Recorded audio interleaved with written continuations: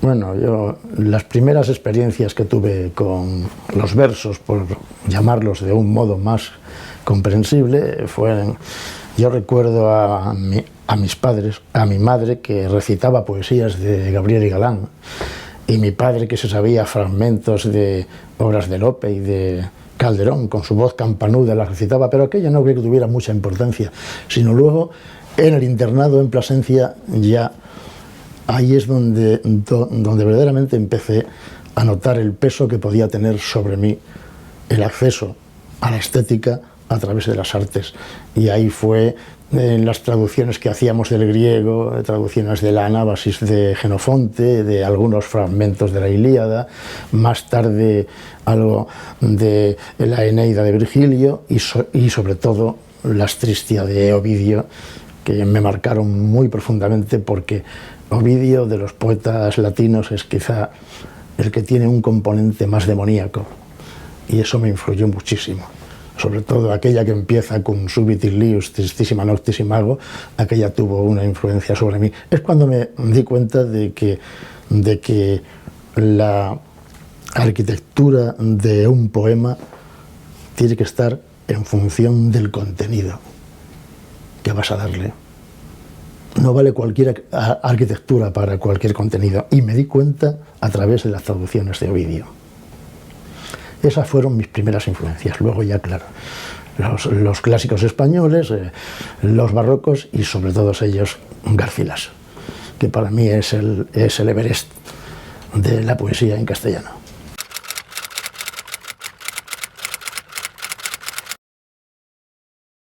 En una medida importante, porque la música, al usar un vehículo expresivo abstracto como es el sonido o el ritmo, en cierto modo está muy vinculada con la matemática, con las ciencias exactas. Y la música te da un sentido de la cadencia que de otro modo es muy impreciso, porque las palabras no es tanto lo que significan, sino dentro del verso, el lugar en el que las colocas. Y eso tiene mucho que ver con el sonido y mucho que ver con la música. Y a mí me ha influido en el rigor de la construcción del poema.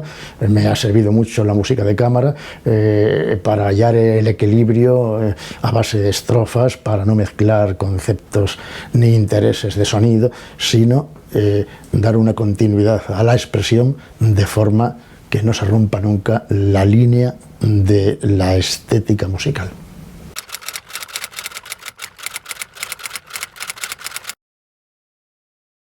Sí, bueno, la poesía, si miras un poco, verás que los temas que toca siempre son existenciales en cierto modo. El tema del amor siempre es recurrente, y el desamor, que es otra de las formas del amor, pues es lo mismo.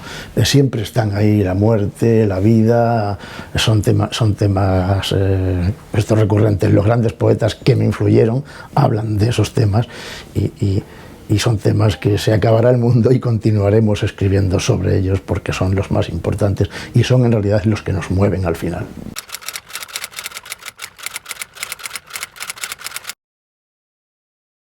Estoy convencido de que las artes son vasos comunicantes y que unas conducen a otras de una forma natural.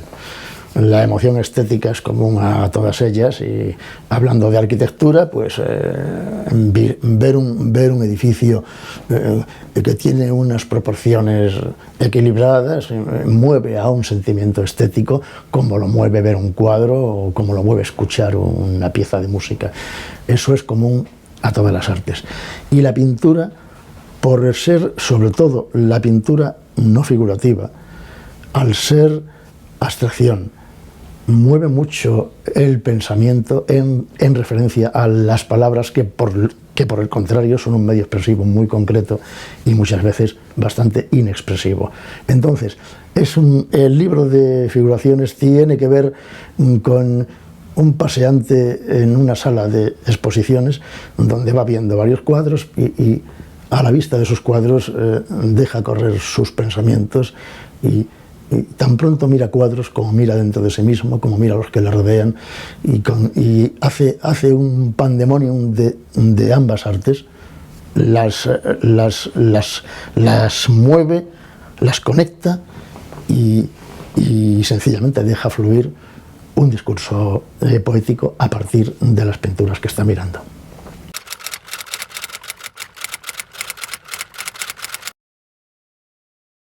Bueno, la poesía para mí es un arte perfectamente inútil, como todas las artes, lo cual le hace grandioso, claro está. No vale para nada más que para conocerse uno o para desconocerse.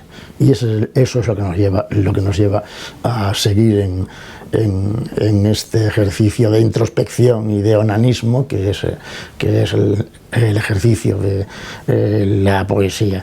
No tiene ninguna utilidad, ni es arma cargada de futuro, ni cosa que se le parezca. Simplemente es un medio de tratar de encontrarse uno a sí mismo y que puede ser útil para los demás por lo que tiene de componente estético, que para mí la belleza, en cualquiera de sus formas, es una de las cosas por las que vale la pena vivir.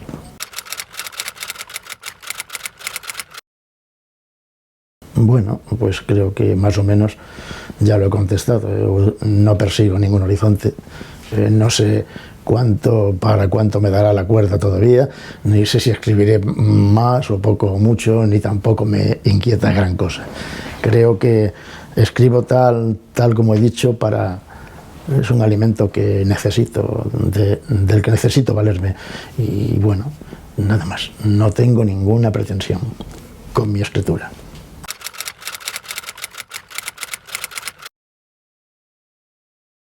Hay un cuadro que conocerá mucha gente, de Antonio López, pintado en 1969, que se titula El jardín de atrás. Más que jardín parece un huerto con algún frutal y un tubo de plástico de regar por allí tirado, un huerto más bien pobre, pero él lo llama El jardín de atrás, con un gran muro. Pues este poema se titula El jardín de atrás. Marzo, la luz dudosa, el aire adormecido y la mirada presa en un frutal de flor madrugadora, ceniciento el terrazgo y sus elementales esqueletos en el hondo silencio de la espera. Amanece, anochece, extramuros el cielo lila y gris acapara la escasa luz que alienta en lo que vemos y la acumula en la chopera que verdece. Todo dormita en la inminencia de una primaveral metamorfosis. Bien, admirable Antonio, pintado está por ti lo eterno del instante y cuanto en él concluye, la finita mirada en que nos vemos sin sabernos tú y yo, razón de ser de lo acabado. Como supervivientes persuadidos de nuestra propia muerte, deberíamos sacar un par de sillas a este jardín de atrás y junto al muro sentarnos a mirar lo que tus ojos vieron, derivar las palabras que debieron decirse pero faltó el valor, y pronunciarlas ahora entre dos luces, tú y yo, desconociéndonos. Hablemos, por ejemplo, de la música, los pájaros, el tiempo del trino, la memoria donde habita la música. ¿Qué sabes más libre que la música? No es materia ni vínculo, con ella ni se escribe ni se pinta, es abstracción, como lo amado al límite.